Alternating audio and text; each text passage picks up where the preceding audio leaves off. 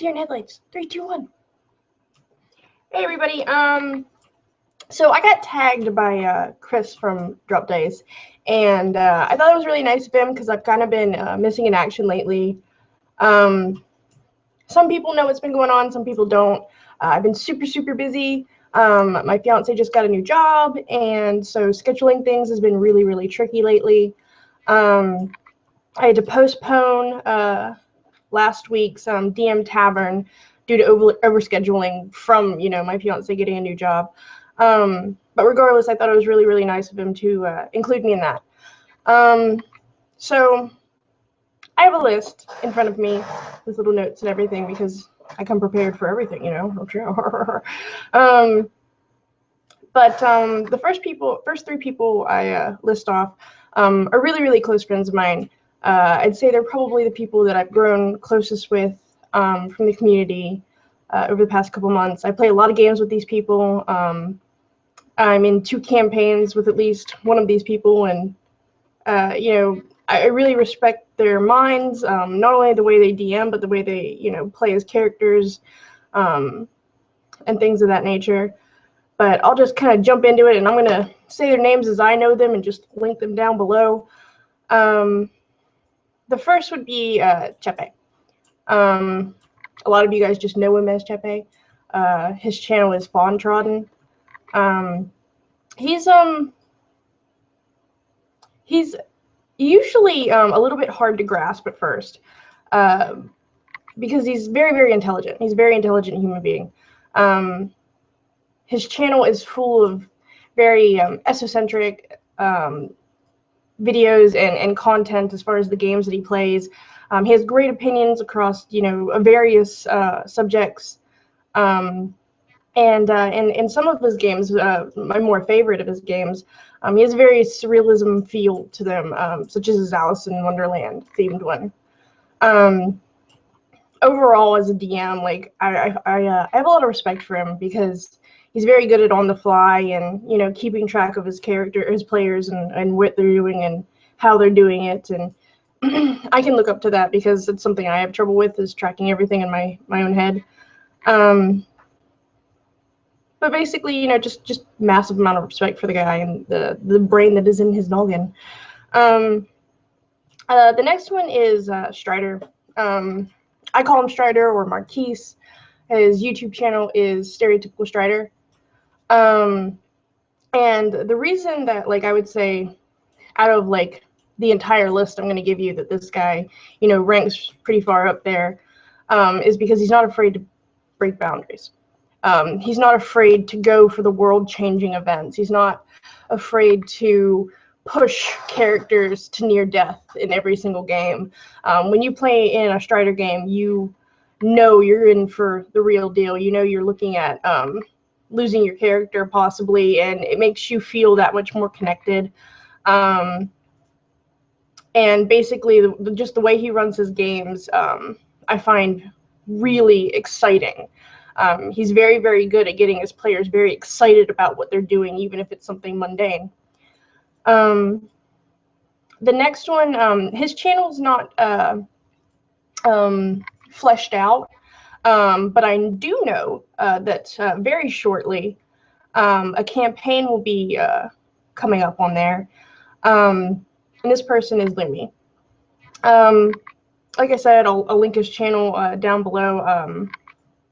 But he has basically made this entire world that is near mind-blowing.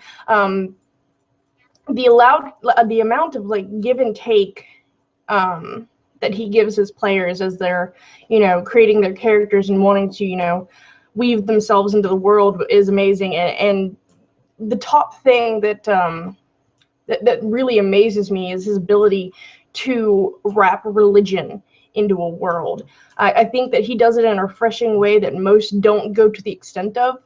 He can get you really excited to play a nun, let me tell you that. I didn't think it was possible, but there you go. The next one on my list is Fat Ninja DM. He's one of my, one of the first people that I started talking to and kind of helped me along my way and learning, you know, what I wanted to do and where I wanted to stand as a DM. And you know, he's just one of those people that you never have to feel afraid to reach out to and talk to and ask questions. He's got a very level, grounded mind, and overall well-rounded as a DM. And a good friend. Not a bad friend to have. The next one on the list is Ian from Fantastic Dimensions, and he's played in one of my games before. Now, I haven't had the chance to play in one of his games, but I really hope to soon. Hopefully as soon as the scheduling conflict goes away. But Ian is another one of those people that is just so well-rounded and balanced and level-headed and has a flow of words and no real problem articulating himself like me, you know, because I struggle when I'm talking. I have these moments of like and he doesn't really have that, and I find that somebody that's able to speak publicly like that, you know, really refreshing and inspiring. Now, I know this was kind of about, you know, content creators and stuff like that, but there's some people that I've played with over my time in the OSG or just in the community as a whole, because these people come from all over. And the first one that I want to list off is Julie Nakamura. Julie is the softest, kindest girl I've met in a long time, who has some bite and just an amazing sense of humor. She is amazingly artistic. The things that she can draw in a matter of minutes is just mind-boggling. And as a player, she's just she's balancing, because she's not afraid to take any role in a group. And she's not afraid to let the tables and the roll of the dice decide her fate. And I think that's really cool. The next one is somebody I played with recently in one of the Strider games. I don't actually know him that well, but his roleplay made an impression on me, and that's Carosella. I'm pretty sure he might have a channel. I'm not sure. I'm going to have to look into that. But as a player, his ability to role play and to articulate himself and incorporate his characters with other characters was really spot on. He was able to create connections, palpable connections, in a matter of moments with just a few words, and that was pretty spot on. That was pretty good.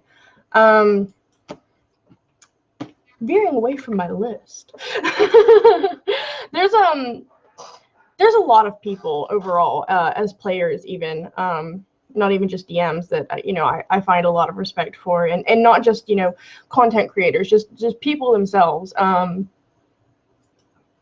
There's always something new to learn.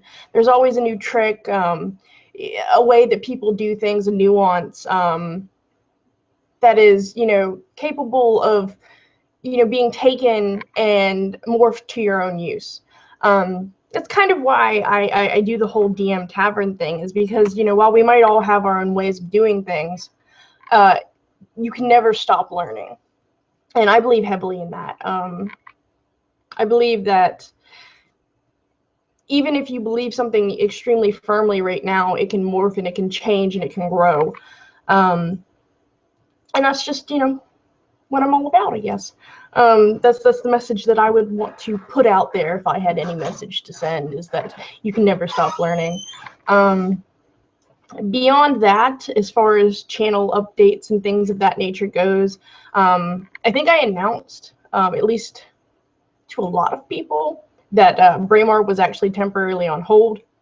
I stood back and kind of looked at it, and I wasn't 100% happy with what was going on. Not the fault of the players, fault of myself. I felt as though I needed to learn a few more things and find myself so that I could, you know, better incorporate my ideas with what the players wanted to see in one shots. And hello, there goes my camera. Woo! There we go. But you know, with that. Besides that, like I said earlier, my fiance just got a new job. We're really, really excited, really, really happy. Things have been really hectic. Next month we're getting married, and I'm super excited about that. So as you can imagine, things things around here have been pretty crazy. I know everybody that tries to get scheduling done with me is wanting to pull their hair out as of recently, and I'm so sorry. Forgive me.